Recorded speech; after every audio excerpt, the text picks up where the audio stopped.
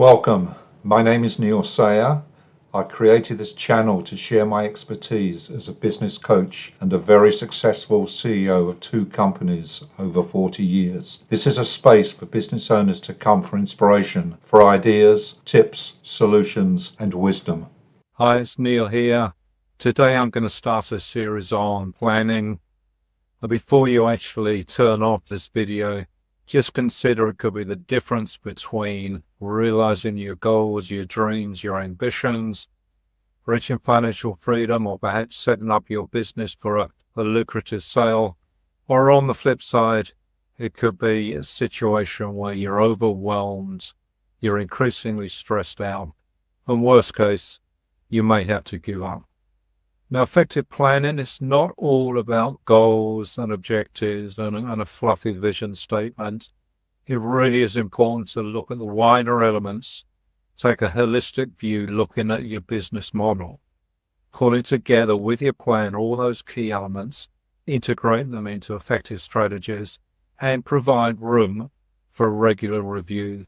And if there's a need for change, be prepared. So let's dig in and look at strategic and business planning. But at the outset, recognize that whilst they're both important processes to grow your business and maintain it, they have different characteristics and different core purposes. This can often be confusing.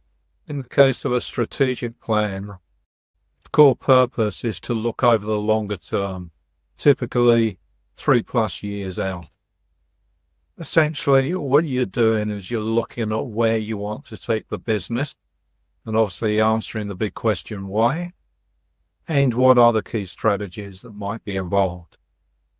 I'd encourage you to dust down your strategic plan annually. It's useful in terms of identifying or revisiting your vision, your key goals and your key objectives, what the high-level strategies might be, and importantly, to give everyone a voice, have a say, get some alignment between the key stakeholders, whether they be fellow board directors and equity holders, or the wider management and staff team. Your aim is to have them all on the same page. A thorough planning process is going to use tools like a SWOT analysis or a pest analysis.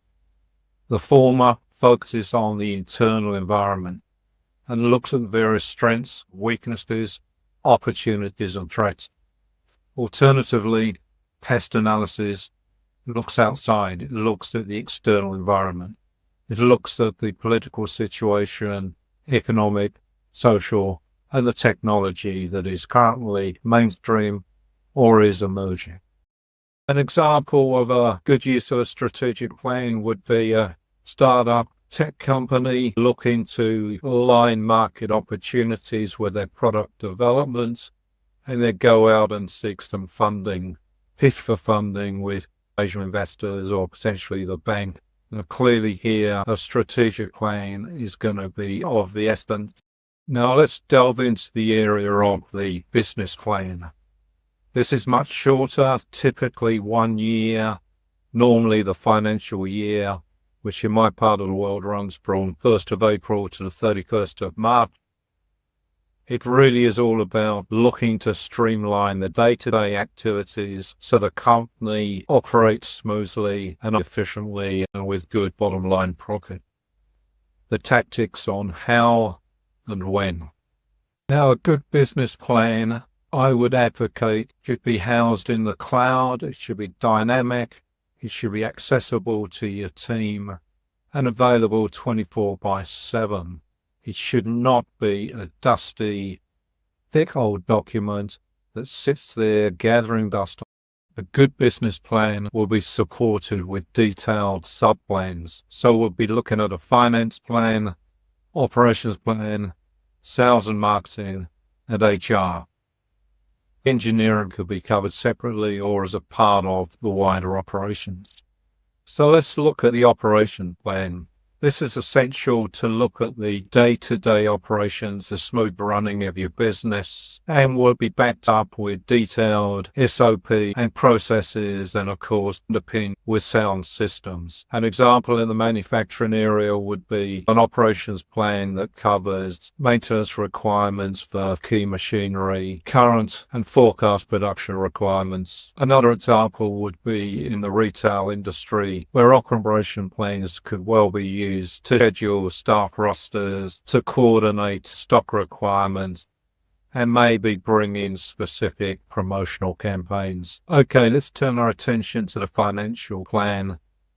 Clearly a critical area of your business. The difference between having a good night's sleep or those dreaded 2 o'clock sweats. Now, the financial plan is critical to support the delivery of your goals, your objectives, and your key strategies for the year ahead. The plan will involve budgeting, forecasting, data management, invoicing, credit control, risk analysis, funding requirements, and ensuring the bottom line equity of the company is sound, and obviously day-to-day cash flow is strong. In my periods as a CEO out there, January and particularly February, March were very important periods for us. Not only did we have build up to the year end, but we were going into planning mode. And during this time, it was absolutely critical to make sure our finance people were closely working with key fellow managers, particularly out of sales and the operations and the engineering teams. I certainly urge the need for close and very effective teamwork. Now let's look at the marketing plan. These are important to build brand awareness and to drive sales. Absolutely critical, I suggest, in terms of market research and validation of target markets that you might be looking at. Very important to help with positioning and working out the distribution channels and working in with the likes of agents out there, or perhaps you might be using distributors. Very important for actual reach out, whether it be digitally through campaigns or direct email marketing, or perhaps through more traditional forms like helping to set up trade shows, conferences, and extend your brand awareness through such means. Now, I've mentioned about marketing driving the sales team. So let's look at that sales plan, and let's assume that marketing have done a great job. The brand is out there, company's got a good reputation, and people are reaching to get hold of your product or your service. Now, the role of the sales team that needs to be covered in their plan for a year or perhaps longer if they're looking strategically is to really identify who the key audience is going to be for the target market. What are the particular niche areas? What are the drivers? What are the key needs and desires of that audience? What are their pain points? Who are the key influencers? Who are the decision makers? What are the big projects that might be on the go if you're a project company? And importantly, how the heck do you actually engage? How do you get to these target customers?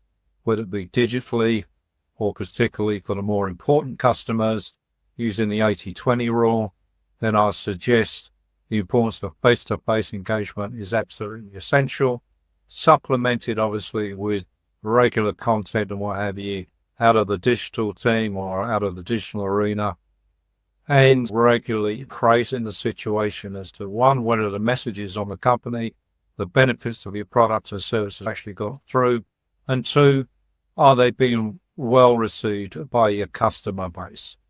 Is your customer service up to it? And are you well positioned for repeat business? These are all key factors which will be included in a good sales plan. And of course, I should mention that sales plan will have realistic but a decent stretch in terms of financial targets.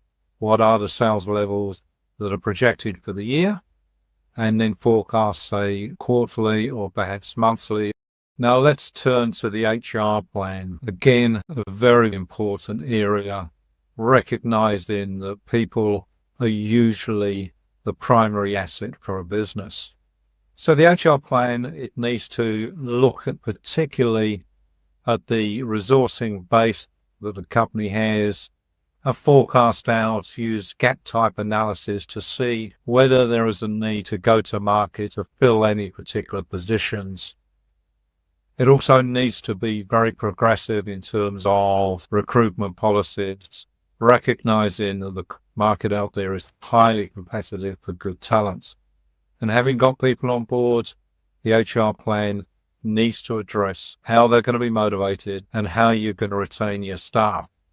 Now, this will come through with good practices in the cultural area, developing, enhancing the culture of the team, and also at an individual level, the HR plan needs to cover up how individual development plans are going to be put in place to support the aspiration, the career development paths, the needs of individual team members. Okay, it's time to wrap up this video.